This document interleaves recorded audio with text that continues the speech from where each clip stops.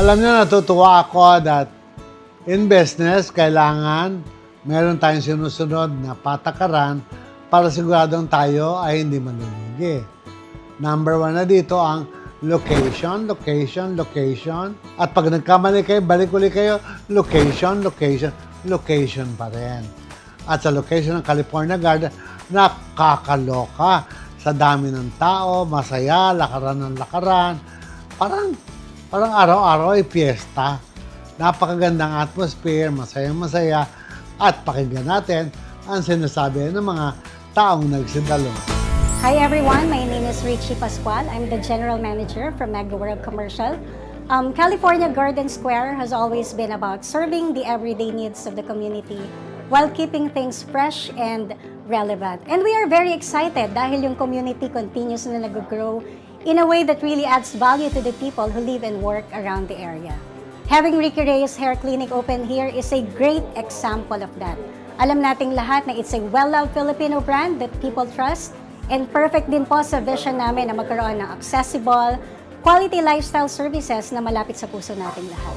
And this opening isn't just about a new tenant. It's about making everyday self-care na mas convenient and giving people another reason to enjoy coming to California Garden Square. Once again, welcome and thank you, Ricky Reyes Hair Clinic. Ay nako mga kagandahan, as usual, alam niyo naman ako. Ang aking hilig at negosyo ay pagpapaganda.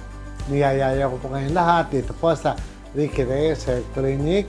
Dito po, walang iba sa Mandaluyong sa California Garden. Nakakatuwa po dahil napakarami ng mamimit, ng mga tao coming all over. Pasyal na po kayo.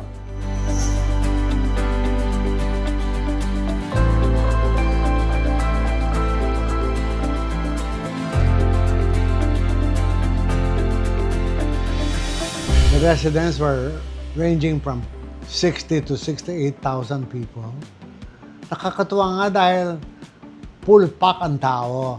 And for that alone, parang lagi ko sinasabi, yung ibang negosyante, pag nakakakita ng napakaraming sasakyan, hindi sila makapag-park, nagagalit sila.